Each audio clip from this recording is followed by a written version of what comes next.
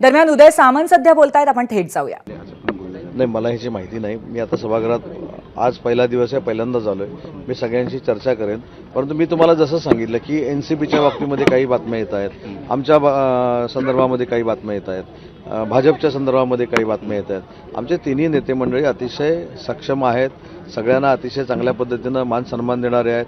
त्याच्यामुळे भविष्याच्या कालावधीमध्ये ह्या सगळ्यांशी चर्चा करून योग्य तो निर्णय होईल. परभणीतल्या घटनेवरती निष्पाप लोकांना बेदम मारहाण केलेली आहे, तसेच व्हिडिओ आमच्याकडे कसं नितीन राऊत म्हणतायत आणि विधानसभेमध्ये ते व्हिडिओही सादर करणार आहेत. कुठे परभणीतल्या घटनेमध्ये पोलिसांनी या बाबतीमध्ये स्वतः राज्याचे मुख्यमंत्री देवेंद्रजी फडणवीस साहेबांनी स्पष्ट केलेलं आहे की कोणावरही जर अन्याय झाला असेल किंवा अशा पद्धतीची काही चर्चा असेल किंवा ते जर निष्पन्न झालं त्याच्यामध्ये ते स्वतः लक्ष घालणार आहे, ते स्वतः त्यांनी सांगितलेलं आहे. सर, एक हिंदी में बता दें, आज शपथ विधि के बाद पहला दिन है, क्या कुछ एक्सपेक्ट किया जा सकता है? क्योंकि बताया जा रहा है काफी आपके जो आज पहला दिन है, जो मंत्रीगण है उनका पहचान सभागृह में होगा, जो बिल है उनका इंट्रोडक्शन होगा और मेरे ख्याल से ये विदर्भ में अधिवेशन है, विदर्भ को लेके महाराष्ट्र का विकास के लिए ये अधिवेशन होगा. सर, कई सीनियर लीडर नाराज बताए जा रहे हैं. छगन भुजबल ने अपनी नाराजगी व्यक्त की है, कहा कि मिनिस्टर नहीं, ठीक है. एनसीपी के लीडर, हमारे लीडर एकनाथ शिंदे साहब और बीजेपी के लीडर देवेंद्र जी, ये सब लोगों से बात करके ये ठीक है. फैमिली में इधर उधर होते रहता है, पार्टी हम फैमिली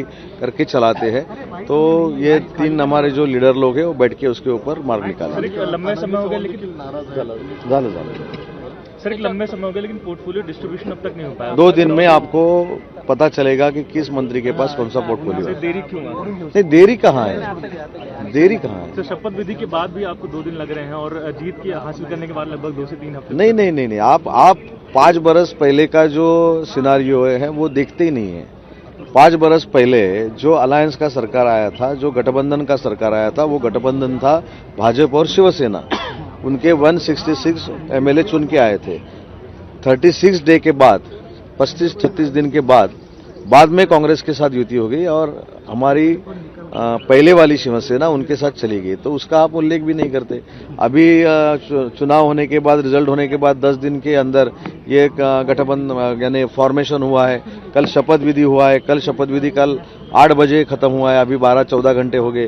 तो आज के दिन और कल के दिन हो जाएगा ना पोर्टफोलिओ. सर, तानाजी सावंत सहित प्रकाश सुर्वे काही आमदार आहेत ज्यांनी तर स्पष्ट सांगितले की आम्ही आता मग राजीनामा द्यायची सुद्धा तयारी ठेवतो. आम्ही शिंदे साहेब नाही, मला असं वाटतं की शिंदे साहेबांवर सगळ्यांचा विश्वास आहे. शिंदे साहेबांनी देखील, मी अगदी स्पष्टपणानं सांगतो की आज मंत्री जरी मी असलो तरी एक शिवसैनिक म्हणून काम करतो.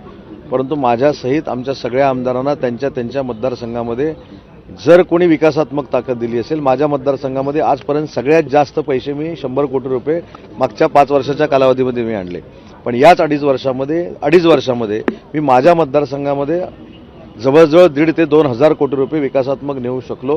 हे प्रत्येकाच्या आमच्या मतदारसंघामध्ये आहे. मी असेन, सुर्वे साहेब असतील, मुंडेकर साहेब असतील, सगळ्यांच्या मतदारसंघामध्ये आहे. थोडंफार मंत्रिपदावरनं इकडे तिकडे होऊ शकतं, परंतु या सगळ्यांची समजूत काढून कुटुंब म्हणून आम्ही उद्या परवापासून पुन्हा एकदा जोरदार कामाला लागू आणि शिवसेना आणि महायुतीच्या सगळ्या स्थानिक स्वराज्य संस्था कशा येतील यासाठी आम्ही लक्ष देऊ. उघड बंडाचं जे इशारा देतात त्यांच्या संदर्भात काय भूमिका असेल? त्यांच्यावर कारवाई केली जाईल सातत्याने जर अशी पक्षविरोधी भूमिका घेतली? कालच शपथविधी झालेला आहे. त्याच्यामुळं काल शपथविधी होऊन 14 तास फक्त झालेत. त्याच्यामुळं भावना काही असू शकतात. त्या भावना कशा पद्धतीनं बाजूला करायच्या, त्यांच्याशी कशी चर्चा करायची ते आम्ही करू आणि त्यांची नाराजगी असेल तर दूर करू. एबीपी माझा, उघडा डोळे बघा नीट.